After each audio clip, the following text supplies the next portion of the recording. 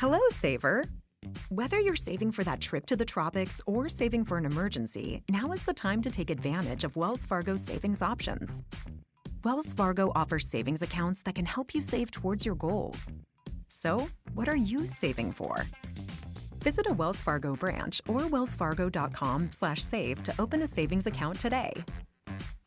Wells Fargo Bank, N.A., member FDIC.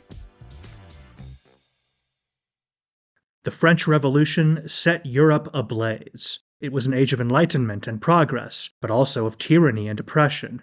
It was an age of glory and an age of tragedy. One man stood above it all.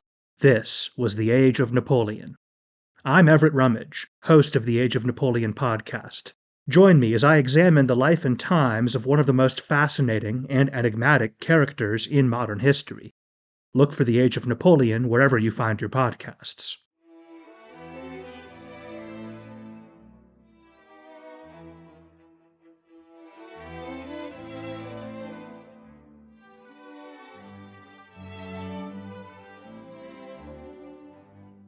Welcome to Pax Britannica. Season 2, Episode 53, The New Model Army.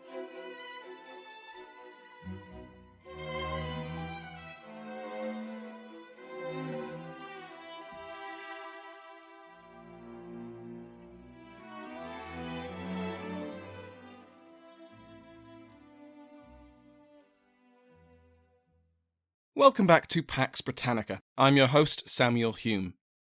Before we begin today, I'd like to thank my Patreon House of Lords, which has been joined by Joshua Prisman, Earl of Dumfries, and Beau Baron Rydeng.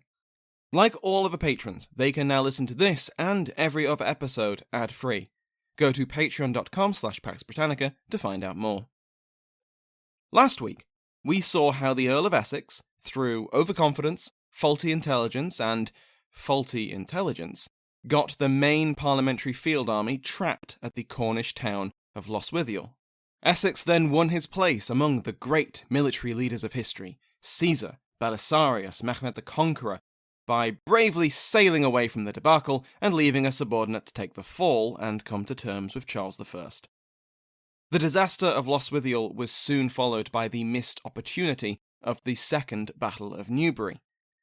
Essex only receives limited blame for this because he was off sick, but his subordinate commanders, the Earl of Manchester, Sir William Waller, Oliver Cromwell, and the ramshackle executive committee imposed on the army by Parliament, came up with an overcomplicated strategy. Despite being heavily outnumbered, the king and his royalists held off a two-pronged parliamentary assault, surviving with minimal casualties until they escaped the net in the night. Accusations were flying. Accusations of treachery, of incompetence, of not fighting to win, of aiming for a place in the post-war government. Parliament was winning this war. Marston Moor had assured the conquest of the north, and the royalists were now restricted to the English southwest, Midlands, and most of Wales. But the king was still fighting, and if these divisions within parliamentary ranks weren't dealt with, Charles could one day march triumphantly through the streets of London and have all their heads on spikes. Something had to change. After the Second Battle of Newbury, the two sides prepared to stand down for winter. After Newbury too and Loswithiel, the royalists were reinvigorated. Things were still looking bad for the king. Parliament controlled 2/3 of England, about 1/3 of Wales, and most of the major cities and ports, but the king was still determined to win an outright victory. Prince Rupert, despite Marston Moor, still enjoyed his uncle's support, and he was appointed Lord General of his armies. His brother Maurice and Lord Goring were both moved to the Welsh and Western armies respectively. With those changes, the king put his army into winter quarters and maybe clapped his hands in a job well done kind of way. He'd reorganised his military, ready for the next campaign season, and such was the centralised state of the royalist military that he could have done all this with a few letters and stamps of the Great Seal. Across the lines, Parliament also reorganised their forces, but it was a far more involved process than it had been for Charles. Where the Royalists had a unified command structure with the undeniable authority of the king at its top, Parliament was, well, it was Parliament. Parliament's chain of command was less of a chain and more a tangled mess of frayed rope. Essex was overall commander, but his subordinates had far more individual autonomy, with a tendency to take orders from Essex or from Parliament as suggestions. Manchester certainly did so, which we can see in his relaxed march south after Marston Moor. To justify his cautious approach to the war, Manchester famously told the frustrated Cromwell that, quote, "If we beat the king 99 times, yet he is king still, and so will his posterity be after him. But if the king beats us once, we shall all be hanged, and our posterity will be made slaves." This was not a good enough excuse for Cromwell. Adding to these issues was the reliance on the county militias and the trained bands of the towns. With some exceptions, these soldiers were reluctant to travel far from their homes, were unwilling to accept the conditions and discipline which some among the parliamentary leadership, Cromwell especially, believed was necessary to win the war. That was just in the purely military hierarchy, because if there's one thing Parliament loves, it's committees. The overall parliamentary executive was the Committee of Both Kingdoms, which had replaced the Committee of Safety. But on top of this, MPs and Lords sat on multiple overlapping committees which oversaw supplies, discipline, training, recruitment, procurement, and even, such as at Newbury too, military commands. These committees, and the men who controlled them, jostled for influence, for resources, for power, to grant these to their allies or deprive them from their rivals. It was a mess. And that's before you get into factions, but more on that later. After Newbury too, the House of Commons summoned their commanders to London to explain what the hell just happened. Cromwell and Waller rushed back to the capital.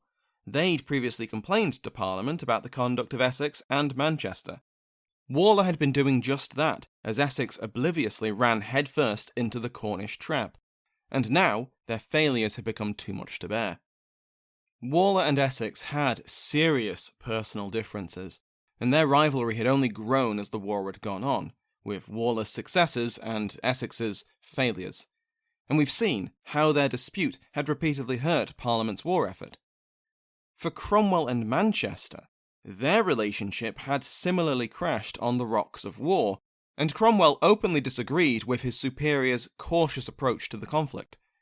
But especially clear is that the divisions within the Eastern Association army owed plenty to religious differences.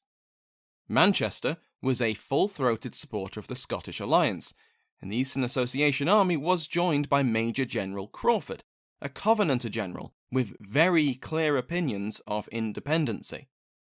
Cromwell viewed the strict uniformity of Scottish Presbyterianism as little better than Laudianism. Both persecuted dissident beliefs. If they won this war, and as far as Cromwell was concerned, if the same incompetent men stayed in office, that was a big if, then what would they win? What were they fighting for? They'd simply swap one rigid system of spiritual conformity with another. But those had been the terms of the Scottish alliance, and the Solemn League and Covenant was very clear that any incendiary who threatened this should be considered a traitor. Keep that in mind. On the 25th of November, Cromwell and Waller presented their cases to Parliament. Waller repeated his earlier claims against Essex, only now, after Lostwithiel and Newbury too, his complaints received more eager ears.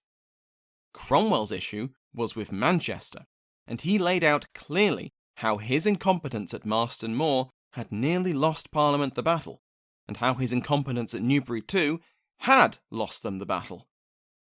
Cromwell declared to the House of Commons that, quote, "His lordship's continued backwardness to all action, his averseness to engagement, or what tends thereto, his neglecting of opportunities, and declining to take or pursue advantages upon the enemy, and this, in many particulars, contrary advice given to him, contrary to commands received, and when there had been no impediment or other employment for his army." End quote. In other words, Manchester was, at best, an incompetent commander whose caution was delaying Parliament's victory, or at worst, actively restraining his army to avoid an outright defeat for the king in the hope of future advancement. The two earls were not about to take these attacks lying down. On the 28th of November, Manchester made his statement in the Lords, defending his conduct throughout the campaigning season and attacking Cromwell as a radical in both religion and politics. His aim was to disarm Cromwell's charges against him of being militarily incompetent by reversing the attack. In actual fact, Manchester argued, Cromwell was a radical independent, whose independency was a threat to the war effort and the Scottish alliance, and it was this that was the chief motivation for Cromwell's attacks on himself. To justify his position, Manchester reported that Cromwell had called the Assembly of Divines persecutors who persecuted honester men than themselves. Manchester warned that Cromwell could as soon draw his sword against them as against any in the king's army. His radicalism was not limited to religion either. Manchester informed the House of Lords that Cromwell's, quote, expressions were sometimes against the nobility, end quote, and that he, quote, hoped to live to see never a nobleman in England. Cromwell's radicalism was apparently spreading to his troops, and Manchester warned that, quote, in case there should be any conclusion of a peace, such as might not stand with those ends that honest men should aim at, this army might prevent such as mischief. The Earl went on, defending in detail the charges of incompetency, cowardice, and generally poor leadership which Cromwell had accused him of. In fact, it had been Cromwell who was responsible for the failure of Newbury too, and it was Cromwell who had refused to send his cavalry to guard against the king's return at Donnington Castle. He was the one actively hampering the war effort due to his political and religious radicalism, and he should be removed from command as soon as possible. Manchester then had his statement printed and sent to both houses on the 2nd of December. Meanwhile, Essex prepared his own attack against Cromwell. He met with the Scottish commissioners and attempted to convince them that Cromwell was clearly a radical incendiary who was threatening the unity of the two kingdoms, and according to the Solemn League and Covenant, was therefore a traitor. The Earl of Loudon, the Lord Chancellor of Scotland and one of the Scottish commissioners, was sympathetic to Essex's charges. Quote, ye ken very well that Lieutenant General Cromwell is nae friend of ours, and since the advance of our army into England, he hath used all underhand and cunning means to take off from our honour and merit of this kingdom. End quote. But the charges didn't stick. Politically, Essex didn't have the support he needed in the Commons to bring down a celebrated officer on charges of treason. Legally, the commissioners consulted their lawyers, and in their opinion the case had little chance of success, and it wasn't worth the political cost to try. Cromwell learnt of this legal attack against him, and that it had crashed and burned, and it only pushed him on. When the Earl of Manchester's statement was read in the Commons on the 4th of December, Cromwell attended and, after disputing the attacks against him, added more to his charges against Manchester, as well as raising the question of whether Manchester had violated parliamentary procedure by responding to charges which had only ever been made in the Commons, and had not yet been presented to the Lords. By raising this potential breach, Cromwell forced the House to appoint a committee, because they love committees, to rule on the issue. In a masterful stroke which perhaps betrays how close to home Manchester's charges had hit, Cromwell had defended himself from the charges, presented more of his own, and then used parliamentary procedure to block any further debate on the matter until the committee concluded. The last word had been Cromwell's. This dispute was quickly escalating into a potential breach between the Commons and the Lords. Possibly as a genuine attempt to calm the confrontation before it split the parliamentary cause, or possibly as a clever ploy by the war faction in Parliament, who believed that the king had to be militarily defeated, and that neither Essex nor Manchester were committed to his defeat, the House of Commons passed the Self-Denying Ordinance on the 19th of December. This would require the resignation of all members of Parliament and Lords from their military and civil positions, By removing the MPs and lords from the military, this would separate the two spheres of politics and war and allow each to focus on their objectives without distraction. That was all very well, but it struck at the heart of aristocracy in England. The nobles had always fought. Always. It was their raison d'etre. Even with the centralisation and disarming of the nobility under the Tudors, the honour of leading armies, the positions of Lord Lieutenant, were the traditional domains of the great families of the kingdom. So, unsurprisingly, the House of Lords did not like this ordinance. On the 13th of January 1645, the Lords rejected the Self-Denying Ordinance. But the Self-Denying Ordinance was only one half of the plan. The ordinance would also mean the centralisation of the military. Militias and trained bands across the kingdom, who had been raised and led by parliamentary-aligned nobility, would now fall under a central authority. Earlier in the year, in criticising the execution of the war, Waller had proposed a new modelling of the parliamentary army, where regional armies and militias would be brought together under a single national army dedicated to winning the war wherever they needed to fight. No more individual commands, no more local militias refusing to march far from home. A professional national army was needed.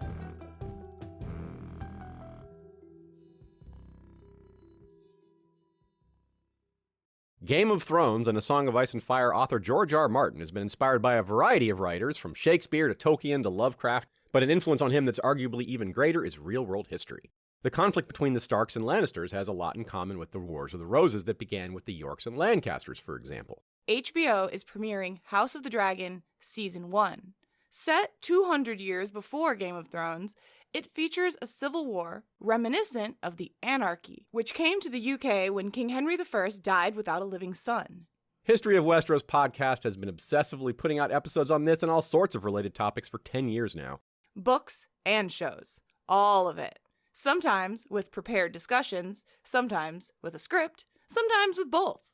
We have interviews with the people most involved, like George R. Martin himself and showrunner Ryan Condal. George has said he designed his books to be read over and over. So, we have. You can find us on any podcast or video platform. That's right. Check out History of Westeros podcast wherever you listen to podcasts or wherever you watch videos. Fargo, the new virtual assistant from Wells Fargo, makes banking faster and easier. Like this. Fargo, what's my checking account routing number? And this. Fargo, turn off my debit card.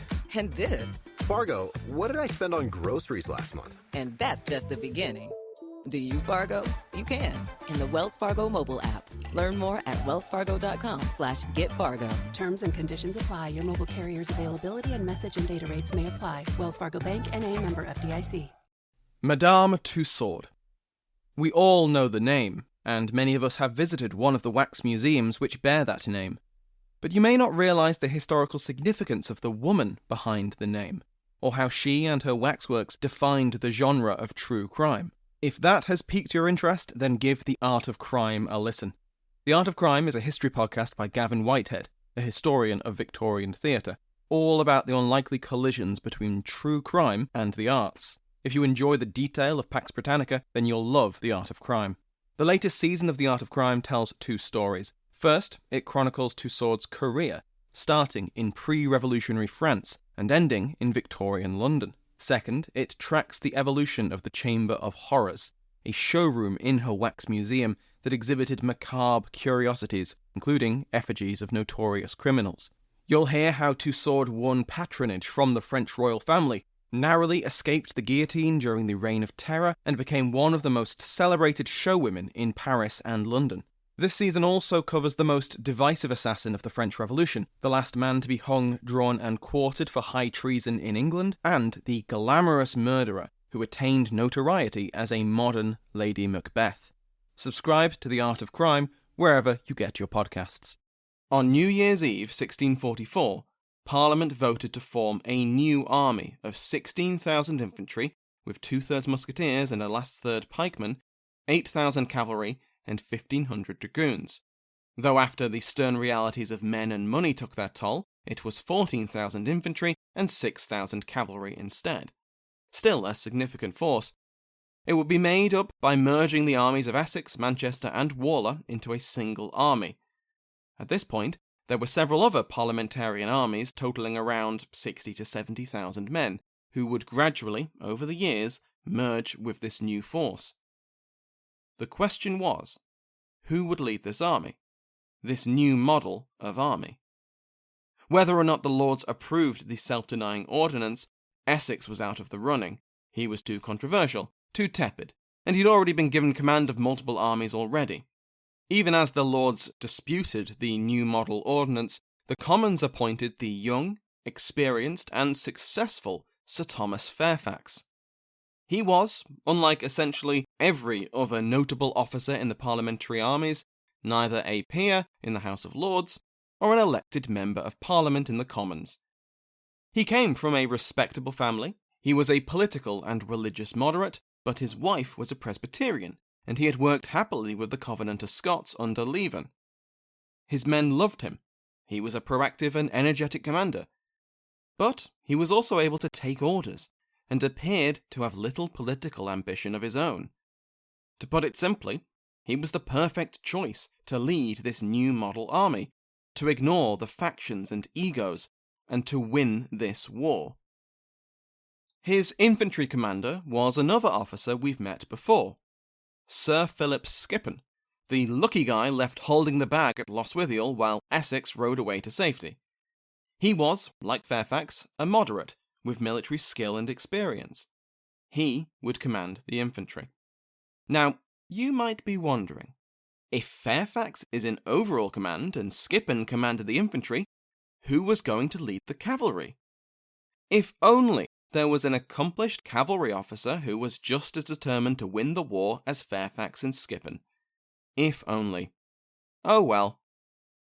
The position of Lieutenant General of Horse was clearly earmarked for Oliver Cromwell, but his attacks on Manchester and Essex, and his criticism of Presbyterianism and his clear preference for independency, made him temporarily toxic to the House of Lords and to a decent portion of the Commons.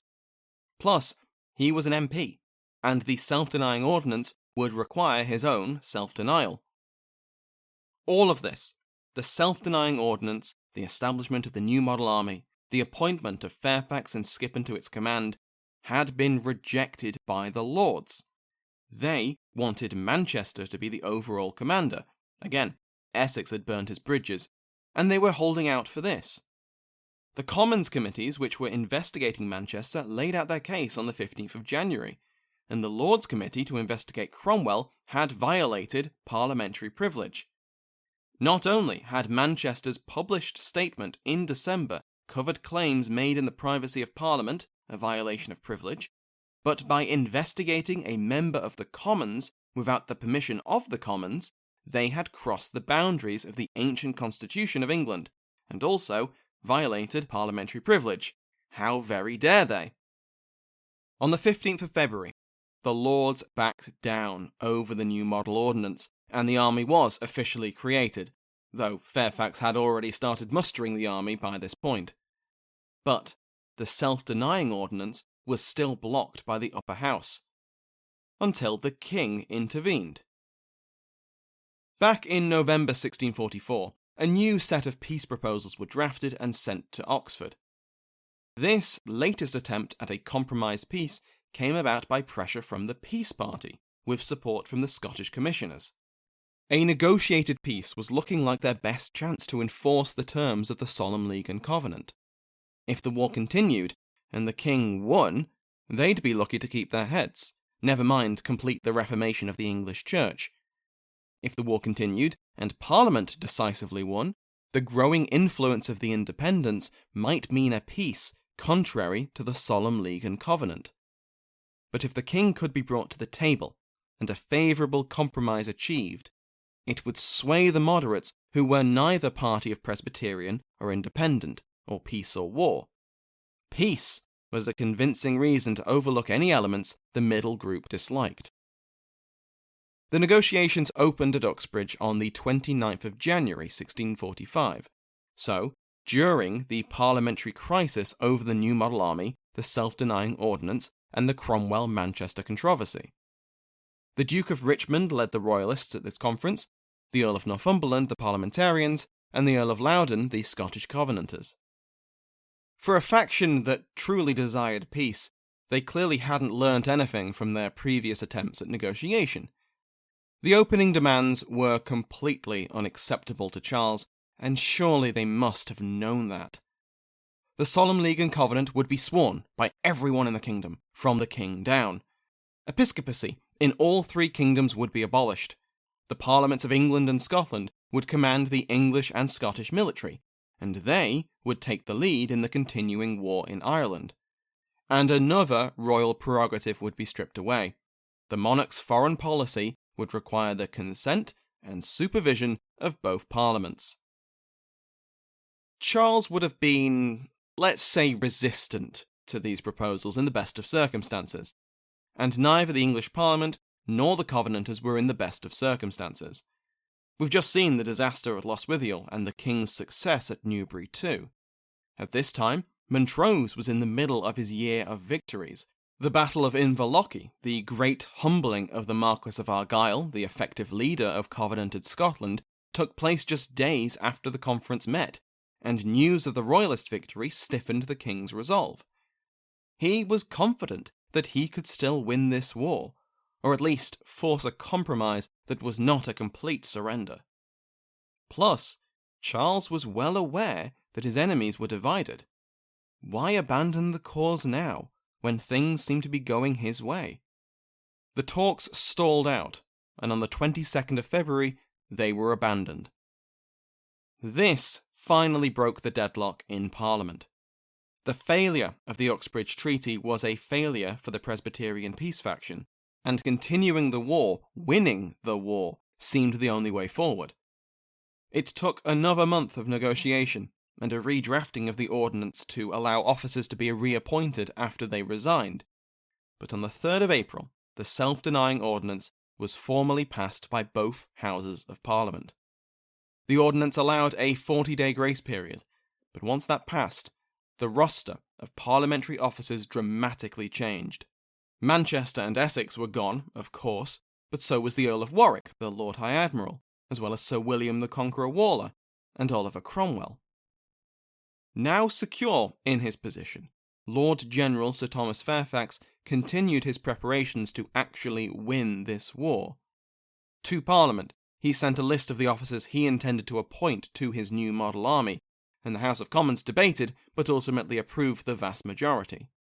The Lords, still smarting over their defeat, meddled with a third of the list, either rejecting or reassigning many of them. But the requirements of the war effort and the start of the campaigning season forced their submission. Elsewhere, there was a war going on. Royalist Sir Marmaduke Langdale, whose amazing name I've criminally underused, went on a streak of victories. He recaptured Salisbury, defeated a 2,000-strong cavalry force, and successfully relieved the siege of Pontefract Castle, defeating John Lambert's besieging force. When Langdale moved on, however, Sir Thomas Fairfax's dad, Lord Fairfax, simply moved back in and put Pontefract back under siege. Things weren't much better for the Royalists elsewhere. In the marches, Parliamentarian commander Sir William Brereton set his sights on Chester, the Royalist-held city situated near the Welsh border, and which controlled one of the few remaining Royalist ports on the Irish Sea. It was vital for communication between Royalists in England and between England and Ireland. Brereton established a fort to the city's east, cutting one of the main land routes, and established a loose cordon to half-heartedly try and starve the garrison out. But the city's access to the sea via the River Dee made this unlikely. His opponent was Prince Maurice, recently appointed to the Welsh command to replace his brother Rupert. Maurice was determined to lift the siege of Chester. Conscripting as many men as he could, he marched from Oxford to Shrewsbury. Here, he requisitioned most of the garrison. Brereton had moved to block his advance, and so Maurice manoeuvred around him, heading west into Wales, through northern Wales, and then crossing the border to the west of Chester, scaring off the cordon Briarton had left around the city. Huzzah! Well done, Maurice, you've saved the day. Except not quite. Because Briarton then sent 600 men south, who linked up with another parliamentary force, and they descended on Shrewsbury. And where was the Shrewsbury garrison? At Chester. Shrewsbury's city walls were quickly stormed, and the castle garrison surrendered a day later. Briarton arrived soon after, patched up the damage, and secured Parliament's hold over the city. The fall of Shrewsbury was a serious blow to the Royalists. It was another regional capital lost, along with the arsenal and supplies kept there. Maurice was never trusted with independent command again. Another Royalist defeat soon followed on the opposite coast. Scarborough, held by Hugh Cholmondeley, was captured by parliamentary forces under John Meldrum. Cholmondeley withdrew the garrison from the town to the castle, and he'd hold out for several months, but the town and port was now lost to the king. One silver lining, which Cholmondeley gleefully noted, was that at one point Meldrum was sighting his artillery on the castle, when a sudden wind took his hat off his head. Meldrum went to catch it, but the breeze then pushed his cloak over his head, and now blinded and off balance, went plummeting off the cliff onto the rocks. Meldrum did survive his fall, but it must have been embarrassing for him and hilarious for the defenders. Next week, we will see the new model army in action, as the vacant position of Lieutenant General of Horse goes to a certain talented cavalry officer. He'd had to resign his position under the Self-Denying Ordinance, but Parliament needed his skills, and an exception was made. Next time, Oliver Cromwell will once again ride to war, and prove their trust was well placed. Thank you to my House of Lords, including but not limited to the King's favourite Mike Sanders, Sue Bremner, Duchess of Wellington, Brandon Stansbury, Marquis of Montague, and William Pendleton, Earl of Dorset. Remember that every patron, regardless of rank, receives an RSS feed, which you can put in any podcast app to listen to the podcast ad-free. Do you know a history buff who you think would enjoy the podcast? Word of mouth, personal recommendations, and sharing on social media is the best way to help a podcast grow. Thank you to everyone who has already recommended Pax Britannica. It helps keep a roof over my head, and the episodes coming. Remember to give the History of Westeros a listen if you haven't already. Thank you to Sounds Like an Earful for the interval music in today's episode, to my entire House of Lords, and to you for listening.